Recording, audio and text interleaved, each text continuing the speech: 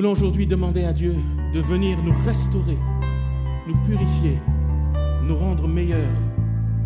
Vraiment, Seigneur, utilise-nous ce matin et remplis-nous. Souffle, souffle de Dieu, nous t'accueillons. Viens purifier nos cœurs. Oh, souffle, souffle de Dieu, nous t'accueillons. Viens purifier nos cœurs. Rends-nous souples devant toi, à l'écoute de ta voix. Rends-nous sensibles à ton cœur. Sois le roi, sois le Seigneur. Oh oui, oh souffle, souffle de Dieu, nous t'accueillons. Viens purifier nos cœurs. Oh souffle, souffle de Dieu, nous t'accueillons. Viens purifier nos cœurs. Quand ton peuple s'humilie, renouvelle en lui ta vie. Chasse l'orgueil et la crainte et rends ton Église sainte. Oh oui, oh souffle, souffle de Dieu, nous t'accueillons. Viens purifier nos cœurs. Oh souffle, souffle de Dieu, nous t'accueillons. Viens purifier nos cœurs. Alléluia. Il veut nous libérer de nos chaînes ce matin, nous rendre forts et nous couronner ce matin, nous couronner d'éclat comme lui.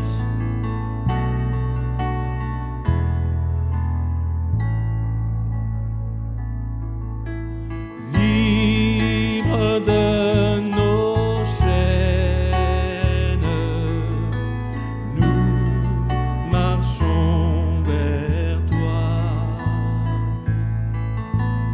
Ta main souveraine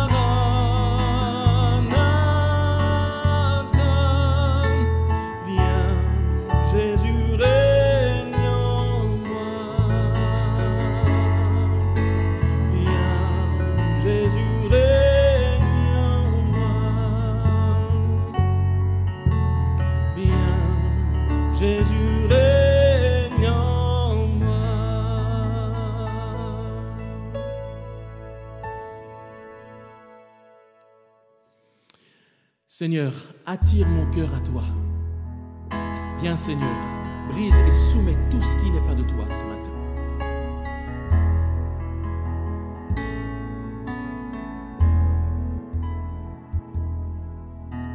Seigneur, attire mon cœur à toi. Je te désire tout près de moi. Ma délivrance dans le danger, c'est ta présence, divin berger. C'est ta présence, divin berger. Par ta puissance, brise, soumets ma résistance à tout jamais. Courbe mon être, ma volonté. Sois-en le maître incontesté. Sois-en le maître incontesté.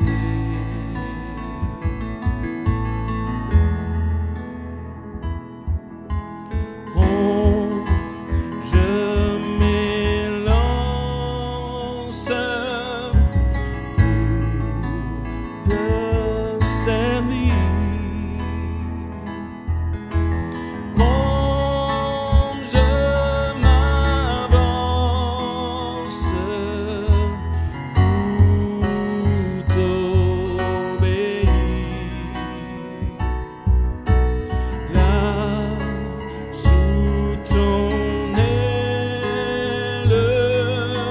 loin du péché, sauve fidèle, tiens-moi caché. Sauveur fidèle, tiens-moi caché. Alléluia. Nous voulons laisser toute la place à la parole de Dieu.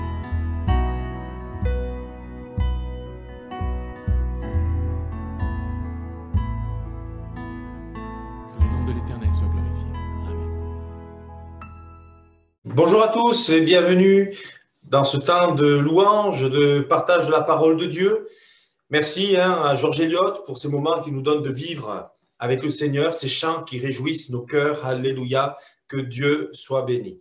J'aimerais maintenant que nous puissions passer à la partie de la parole de Dieu. Et j'aimerais faire une lecture avec vous dans l'Évangile selon Matthieu, au chapitre 16, verset 1er jusqu'au verset 4. Il est écrit ceci.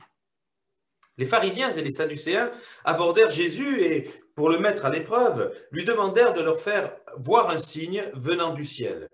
Jésus leur répondit, « Le soir, vous dites qu'il fera beau, car le ciel est rouge. Et le matin, il y aura de l'orage aujourd'hui, car le ciel est d'un rouge sombre. Hypocrite, vous savez discerner l'aspect du ciel et vous ne pouvez pas discerner les signes des temps. Une génération mauvaise et adultère réclame un signe. Il ne lui sera pas donné d'autre signe que celui de Jonas le prophète. Puis il les quitta et s'en alla.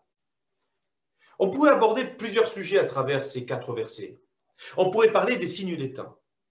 Pas mal de choses aujourd'hui autour de nous, eh bien, sont révélateurs que plus que jamais, nous sommes prêts, nous nous approchons de l'avènement de Jésus. Plus que jamais, nous sommes témoins, nous voyons l'évolution du cœur de l'homme, nous voyons eh bien l'évolution de toutes sortes de maux qui se propagent sur notre planète. Nous sommes conscients plus que jamais que Jésus est à la porte.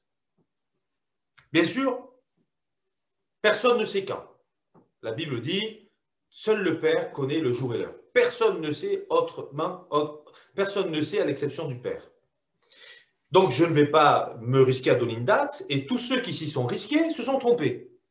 Personne ne le sait. Et même, Jésus dira, si certains disent que Jésus est ici, ou qu'il est là, n'y allez pas, c'est pas vrai, c'est des mensonges. Et c'est vrai que j'ai entendu dans mon parcours des gens qui me disaient, tiens, Jésus est en Inde ou ailleurs, mais c'est pas possible. Jésus nous a avertis. La Bible, c'est le code de la vie que Dieu a donné à son peuple. Et si nous nous y référons, nous serons bénis par Dieu. Et vous aussi. Je ne vais pas m'arrêter sur les signes des temps. L'autre chose qui ressort à mon avis et qui me parle beaucoup, c'est une relation vraie, une relation simple, une relation sincère que nous pourrions avoir avec Dieu. Nous pourrions aussi le développer entre nous. Comment vivre une relation sincère les uns avec les autres. Vous voyez bien qu'ici, par exemple, au verset 1er, les pharisiens et les sadducéens abordent Jésus dans un seul but, le mettre à l'épreuve. Et il y a des gens, et j'en ai connu malheureusement, eh bien, qui sont des gens calculateurs. Leur relation n'est pas sincère, elle est intéressée. Il y a un but, quand ils posent une question, c'est pour tendre un piège. Que Dieu nous garde de ce genre de relations-là. Elles sont destructrices et que Dieu fasse que vous et moi, nous ne fassions pas partie de ces gens. Ça vaut le coup d'ouvrir le cœur et de chercher un ami. Bien sûr qu'on est déçu, mais le jour où on trouve un véritable ami, eh bien on a trouvé un frère. J'aimerais m'arrêter sur 3 points. Premièrement, une drôle de demande. Deuxièmement, le cœur de l'homme et son évolution. Et enfin, la réponse de Jésus, elle vaut vraiment le coup qu'on s'y arrête. Premièrement, une drôle de demande. Je ne sais pas si ça vous arrive tous les jours, mais il y a des gens parfois qui mettent Dieu à l'épreuve. Alors, c'est vrai que dans Malachie 3,10, il est écrit « Mettez-moi à l'épreuve, dit l'Éternel, et vous verrez si pour vous, je n'ouvrirai pas les écluses du ciel et si je ne vous bénirai pas. » Combien de gens ont rencontré Dieu en mettant Dieu à l'épreuve? Mais il n'y avait pas une pensée sarcastique, il n'y avait pas une pensée calculée, il n'y avait pas une pensée tordue, il n'y avait pas une approche incrédule. Parce que lorsqu'on considère l'approche des pharisiens et des sadducéens du verset 1er, il y a là une incrédulité qui est mise en avant et ils cherchent à mettre Jésus à l'épreuve, non pas pour le suivre, non pas pour le reconnaître comme le Messie, mais bien plutôt pour le condamner. Et il y a des gens parfois qui ont des idées farfelues et que Dieu nous en préserve.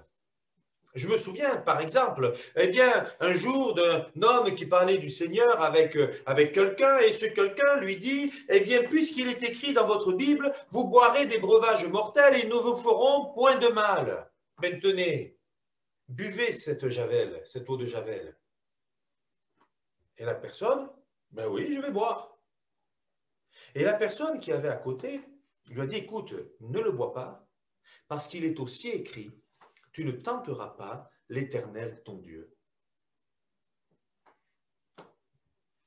Et c'est précisément ce que Jésus a répondu à Satan lorsqu'il était éprouvé dans le désert et que Satan lui dit, mais jette-toi de cette montagne, car il est écrit à ton sujet que des anges te porteront de peur que ton pied ne heurte contre une pierre. Jésus répondit, il est aussi écrit, tu ne tenteras point l'Éternel ton Dieu. Et il ne l'a pas fait.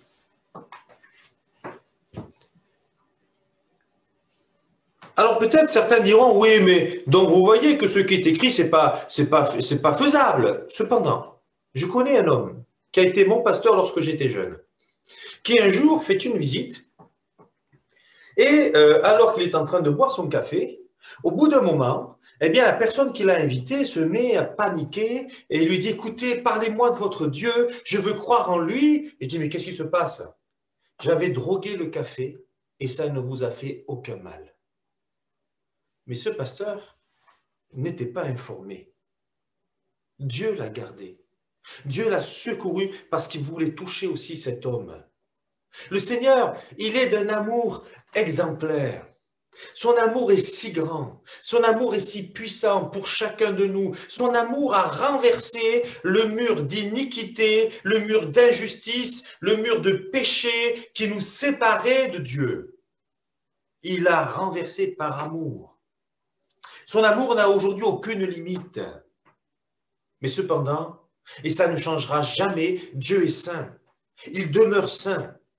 Alors oui, ces gens, ces pharisiens, ces sadducéens, ils ont une drôle de demande. Quel signe fais-tu? Montre-nous, fais-nous voir un signe venant du ciel. Dans Jean 6,30, eh bien, nous voyons les auditeurs de Jésus qui posent aussi cette question, quel miracle fais-tu pour que nous croyions en toi? Et ceux qui lui posent cette question, une fois que Jésus a fini d'enseigner, ils s'en vont. Ils s'en vont, ils ne sont pas d'accord, le cœur n'était pas sincère. Ils s'en vont. Et les 12 qui sont là, eh bien, ils restent. Alors Jésus les regarde et leur dit, mais vous ne voulez pas vous en aller aussi? Alors Pierre répond, mais à qui d'autre irions-nous? Tu as les paroles de la vie éternelle. Les uns s'appuyaient sur l'émotionnel, sur le fantastique, sur l'ambiance, le miracle.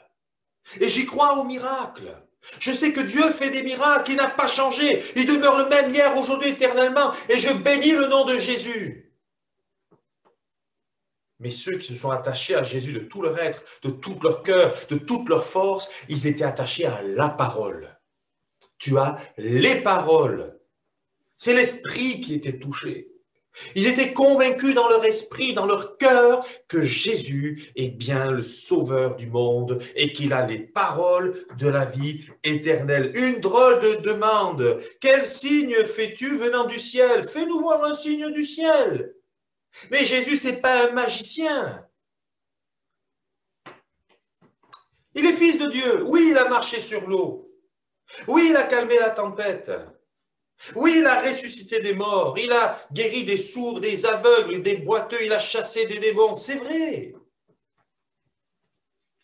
Mais le miracle n'est pas un caprice.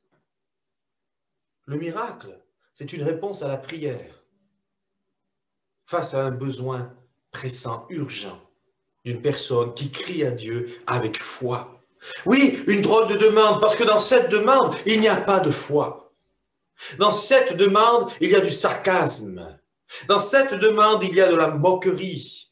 Dans cette demande, il y a une volonté calculée de condamner Jésus-Christ. Quelle est la sincérité de ton cœur lorsque tu t'approches de Dieu? Lorsque tu parles à Dieu? Lorsque tu parles à des gens, eh bien, qui te parlent de la parole de Dieu. Mais Dieu, il est à prendre au sérieux. Dieu, c'est l'être le plus important de l'univers, celui qui n'a besoin que de dire un mot pour que tout existe, mais aussi pour que tout disparaisse. Dieu existe et ces gens ne montrent pas ce respect, ne montrent pas de crainte de Dieu dans leur approche. Et pourtant, ils étaient censés être les modèles de la religion. Et ces gens qui sont censés être des modèles de croyance, de foi, de religion, Jésus leur dit, hypocrite, que Dieu nous garde. Nous, les pasteurs en premier, c'est vrai, mais aussi mes frères et sœurs, nos églises, que Dieu nous garde, afin que nous puissions avoir une relation vraie, sincère, sans hypocrisie, avec Dieu d'abord, mais aussi les uns avec les autres. Amen. Deuxièmement, le cœur de l'homme et son évolution. Nous voyons ici qu'il y a une volonté calculée, une volonté de condamner, il y a de la moquerie, on pourrait dire ce que l'on veut, mais nous voyons aujourd'hui, plus que jamais, de l'égoïsme, de l'égocentrisme, de l'hypocrisie, du calcul. Nous voyons eh bien, un manque de sincérité parfois dans les relations que certains peuvent avoir avec d'autres. À l'heure du numérique, nous voyons que les relations sociales sont davantage ternies. Alors que nous avons besoin eh bien, d'avoir des cœurs à cœur les uns avec les autres, de pouvoir montrer de la transparence dans nos relations tellement elles sont vraies et sincères. Le cœur de l'homme. La Bible nous dit que l'homme est pire qu'un buisson d'épines. La Bible nous dit que tous sont péchés, qu'il n'y a pas de juste, pas même un seul, que tous sont péchés, sont privés de la gloire de Dieu. Paul nous dit eh bien, qu'il habite dans un corps de mort. Et pourtant, Jésus nous dit qu'il veut habiter, faire sa demeure en nous, dans nos corps, mais aussi dans nos cœurs. Jésus dit, là où est ton trésor, là est ton cœur.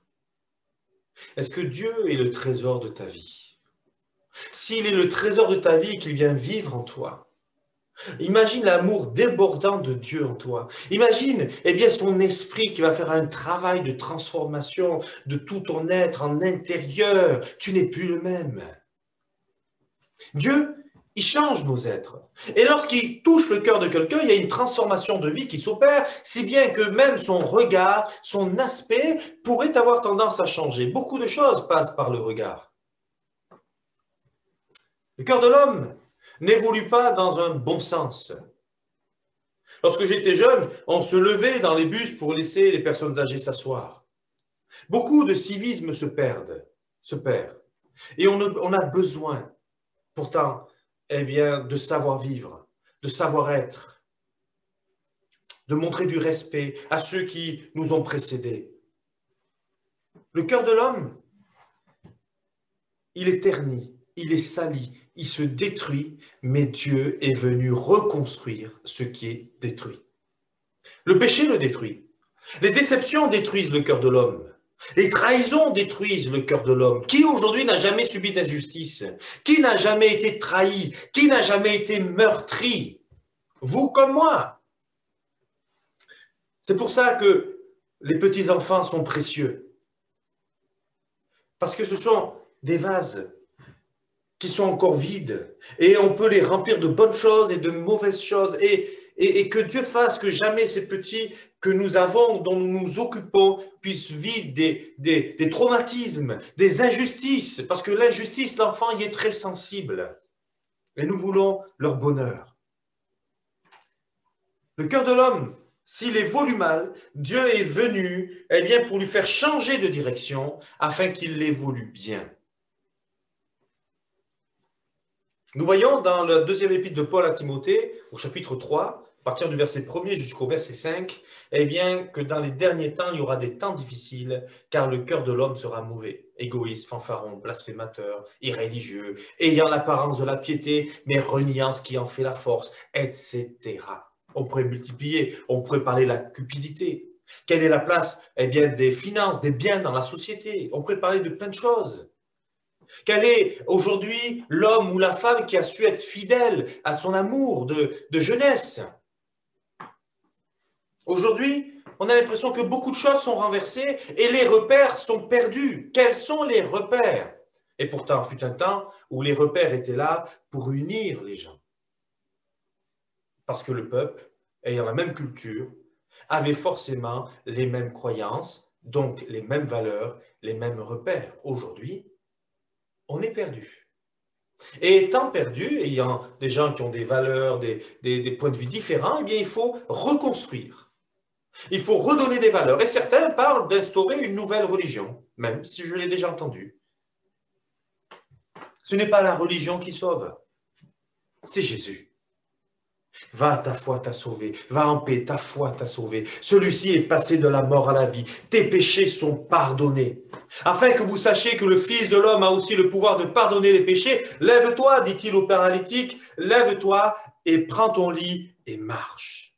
Et cet homme tétraplégique s'est mis à se lever, et il a pris son lit et il est rentré chez lui. Oui, mais ça c'était il y a longtemps. Dieu n'a pas changé. Jésus-Christ demeure le même hier, aujourd'hui, éternellement. Le cœur de l'homme n'a pas changé non plus. Il a toujours envie de vivre sans Dieu, d'être son propre chef.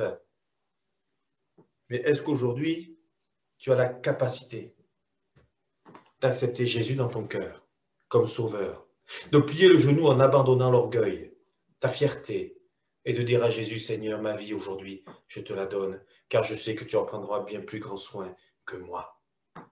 Oui, tu as cette capacité, parce que Dieu nous a envoyé Jésus sur la terre. Tu as cette capacité parce que Jésus a connu le miracle, le signe de Jonas. Et c'est là le troisième point, la réponse de Jésus. Écoutez, je le relis. Une génération mauvaise et adultère réclame un signe, et il ne lui sera pas donné d'autre signe que celui de Jonas le prophète, puis il les quitta et s'en alla. C'est quoi le signe de Jonas? Il s'agit là du signe, eh bien, de ce qui s'est passé dans le ventre du gros, immense poisson. Et il y a été 3 jours. En faisant référence à Jonas, Jésus fait directement là référence à la croix. Pourquoi pas d'autres signes? Sinon que ce signe qui n'est pas encore accompli, le signe de la croix, c'est-à-dire où Jésus va mourir et sera 3 jours dans les profondeurs de la terre à travers la mort. L'image qui ressort de Jonas qui est 3 jours englouti par ce poisson au fond de l'océan, c'est un vrai miracle. Mais l'image qui en ressort, eh bien, c'est les antres de la terre, c'est la mort qu'a connue Jésus. 3 jours. Et au bout des 3 jours, il est ressuscité. Au bout des 3 jours, le grand poisson a relâché Jonas, qui est revenu intact. Au bout de 3 jours, Jésus est ressuscité des morts. Il est revenu d'entre les morts. Le signe dont Jésus fait référence ici, c'est le signe de la mort et de la résurrection. Quelle espérance autrefois pour le croyant! Quelle espérance as-tu dans ton cœur aujourd'hui? Ce que je sais aujourd'hui, c'est que celui en qui je crois, il est mort et il est aussi ressuscité. Mais quel signe incroyable! Pourquoi n'a-t-il pas changé simplement l'aspect du ciel? Pourquoi n'a-t-il pas arrêté le soleil dans sa course? Pourquoi n'a-t-il pas fait reculer l'ombre de 10 degrés? Pourquoi fait-il référence seulement au signe de la croix? Parce que les hommes ont essentiellement besoin de la croix pour être sauvés. S'il n'y a pas la mort de Jésus sur la croix du Calvaire, il n'y a pas de pardon des péchés. Il n'y a donc pas de capacité à trouver grâce aux yeux de Dieu pour vous et moi. Il n'y a donc pas d'espérance. S'il n'y a pas de pardon des péchés, la colère de Dieu demeure encore sur moi. Mais voilà, il est mort. Il est mort. Mais s'il n'est seulement mort, quelle espérance! Ça veut dire qu'il n'est qu'un homme comme tous les autres. Jésus est mort et il est ressuscité des morts. Alléluia, il est vivant. Et c'est parce qu'il est mort et vivant que, 1, j'ai l'espérance que mes péchés sont pardonnés et 2, j'ai l'espérance d'avoir la vie éternelle. Mon nom est inscrit dans le livre de vie et Jésus en a montré le chemin en étant le premier des ressuscités. Amen. Oh, je sais qu'en Europe, c'est dur à croire. Déjà, à l'époque, lorsque Paul s'exprime aux Athéniens et puis qu'il leur parle de Jésus, ils l'écoutent. Et lorsqu'il leur dit qu'il est mort et ressuscité des morts, la majorité d'entre eux s'en vont en disant « Bon, on t'écoutera là-dessus une autre fois ». Les Grecs étaient réputés pour leur sagesse. Et bien sûr, c'était l'Empire romain, mais ils sont issus des Grecs.